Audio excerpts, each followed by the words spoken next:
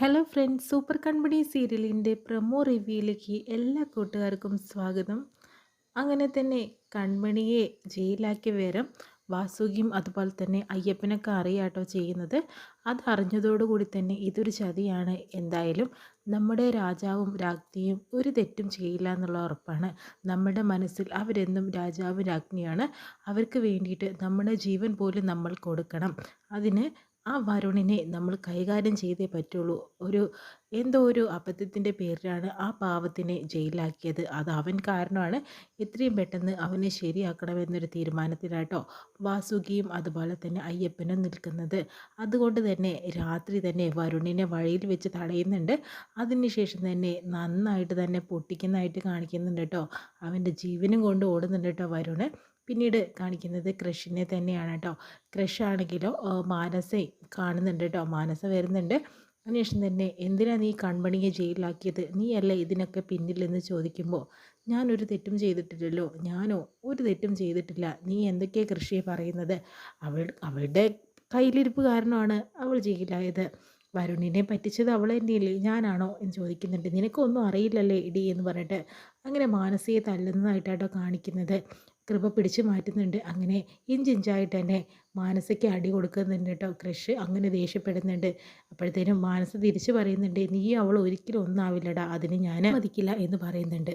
അത് നീ മാത്രം തീരുമാനിച്ചാൽ പോരാ, അത് ഞാനും കൂടി തീരുമാനിക്കുമെന്ന് പറഞ്ഞ് വാശിയിലാട്ടോ കൃഷി നിൽക്കുന്നത്. അപ്പോഴത്തേനും നമ്മുടെ കൃപ പറയുന്നുണ്ട്, നീ ഒരു കാര്യം മനസ്സിലാക്കിക്കോ, ഏട്ടന് ഇഷ്ടപ്പെട്ട ആളെ തന്നെ ഏട്ടൻ വിവാഹം കഴിക്കും, അതെനിക്ക് നല്ല ഉറപ്പുണ്ട്. ആ കല്യാണം ഞാൻ നടത്തി കൊടുക്കും. കൃഷിൻ്റെയും കൺമണിയുടെ വിവാഹം ഞാൻ മുൻകൈ എടുത്ത് നടത്തി കൊടുക്കുമെന്ന് മാനസയോട് വെല്ലുവിളിക്കാട്ടോ ചെയ്യുന്നത് കൃപ.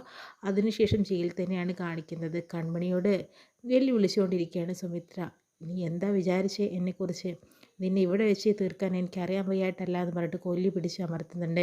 മര്യാദയ്ക്ക് നിന്നോ, അതാ നിങ്ങൾക്ക് നല്ലത്, അല്ലെങ്കിൽ കൺമണിയുടെ മറ്റൊരു മുഖം ഇവിടെ നിങ്ങൾ കാണും. ജയിലാണെന്നൊന്നും ഞാൻ നോക്കില്ല എന്ന് പറയുന്നു. അതിനുശേഷം തന്നെ നമ്മുടെ ഭാഗ്യശ്രീ കൺമണിക്ക് ജാമ്യത്തിന് വേണ്ടിയിട്ട് വരുന്നു കേട്ടോ.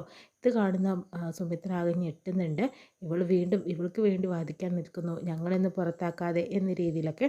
അതിനുശേഷം തന്നെ, എടി നീ എന്ത് പണിയാണ് കാണിച്ചത്, നിൻ്റെ അച്ഛനും അമ്മയല്ലേ ഞങ്ങൾക്ക് വേണ്ടിയല്ലേ നീ ജീവിക്കേണ്ടത്, ഞങ്ങൾക്ക് വേണ്ടിയല്ലേ നീ ഈ ഒരു നിയമങ്ങളൊക്കെ പഠിച്ചതും എന്നൊക്കെ പറയുമ്പോഴത്തേനും, നിങ്ങൾക്ക് വേണ്ടിയിട്ട് ആ നിയമത്തിൻ്റെ സത്യസന്ധത കളഞ്ഞു കുളിക്കാൻ ഞാൻ തയ്യാറല്ല.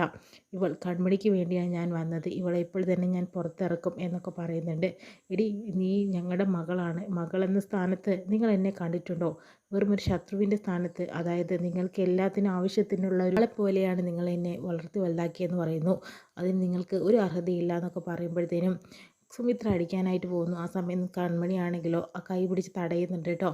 എൻ്റെ വക്കീലിനെ എന്തെങ്കിലും തൊട്ടിട്ടുണ്ടെങ്കിൽ കൈ ഞാൻ വെട്ടും, അത് പ്രതിയാണ് ഞാൻ, ഇപ്പം നിങ്ങൾ എന്ത് ചെയ്താലും എനിക്കൊരു കുഴപ്പം വരാൻ പോണില്ല എന്നൊക്കെ വെല്ലുവിളിച്ചുകൊണ്ടിരിക്കുക കേട്ടോ കൺമണി. ഇത് കാണിച്ചുകൊണ്ടാണ് ഇന്നത്തെ നല്ലൊരു പ്രൊമോ വിശേഷം കഴിയുന്നത്. എപ്പിസോഡ് വിശേഷമായിട്ട് നമുക്ക്